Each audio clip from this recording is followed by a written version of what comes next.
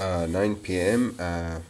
March 19th, 2017. This next thing I'm about to say is another thing I used on the web. This is what I used as my pellet holder. An ordinary pellet tin filled with, I don't know, 10, 20, 30 pellets. I did, of course, use or add this little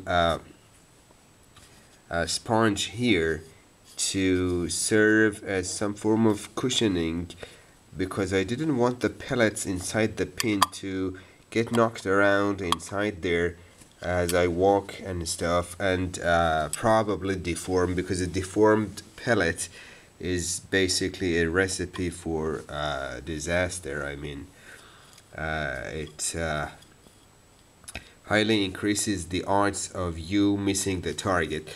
But then I came across this new idea on the web, and that is to use a piece of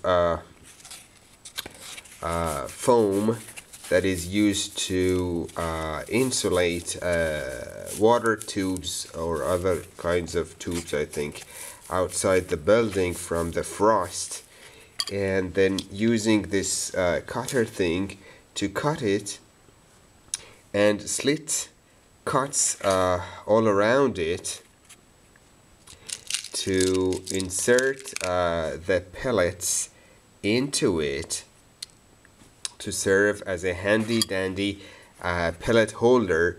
Of course, not like this, but like this. You could just insert this thing into your rifle scope like this, and cut or slit these cuts into it and insert your pellets into it pretty easily. The pellets go in there very easily, and the risk of the pellets getting deformed is very low, while at the same time this thing is tight enough to hold the pellets in place. Now I now have what, about or exactly 33 pellets in there. The good thing about this is that in between shots, especially when you don't manage to place your shot very well, you end up with a wounded bird, which you are to take down as fast as possible, as humanely as possible, for the bird not to suffer and for you not to lose your hunt. And you really need to be fast in those situations with this single shot rifle, where there are no magazines and stuff for you to just cock again quickly. I would have to refer or reach out to my pocket, into my pocket, to get this thing out, and then open the lid and pick out the pellet and insert it into the rifle. It was really time consuming, and it would drive me nuts. But now all I gotta do is to just take out the pellet, just like that, and load the gun with the pellet. It's going to be very fast, very handy dandy. I'm very happy about it.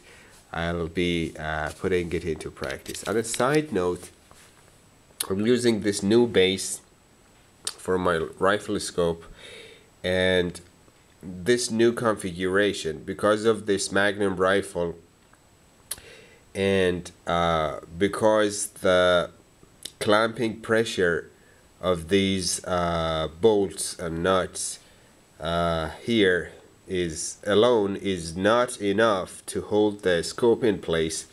And if we rely solely on clamping pressure using these bolts, just like I said, because clamping pressure per se is inadequate for holding the scope in place, we would have a scope creep. That is, slow gradual movement of the scope that would just ruin your zero. So instead of inserting the stop pin in the rifle scope in one of these designed holes on the scope rail on the gun, I used the stop pin, which ordinarily would have to be here going into these holes.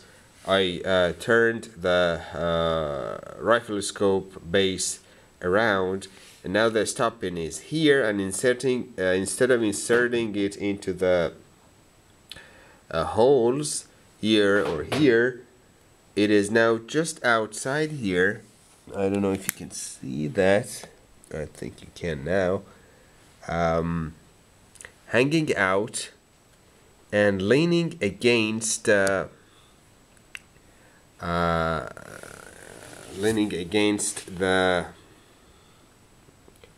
this part of the rifle scope base, and it's just another configuration for your rifle scope base, that by doing so you prevent the base from any movement, because as you know, in springers there are two, not one but two recoils, or the recoil is in two directions. The second one is when the pellet exits the bore, and apparently the gun is going to go back. But the first and more important and stronger recoil is when the piston inside the chamber, inside the inside the gun, slams against here to shoot the pellet outside. So the gun essentially moves forward very, very quickly, and having this stop pin here against the rail would stop the whole rifle scope and base to go back. And this is a very stable, and this has been in fact a very stable configuration for me so far. On another side note, I have the newer range card for my heavier Sniper Magnum 18 grain pellets made by H&N Sport, and apparently, as you can see, I have more of a drop. Like here at 35 I have 4 centimeters of drop, whereas in the lighter 14 grain field target trophy pellet I had about 2 centimeters of drop here at 35 meters. But I'm very, very happy with this one because it's a way much better pellet for me. Thank you for watching.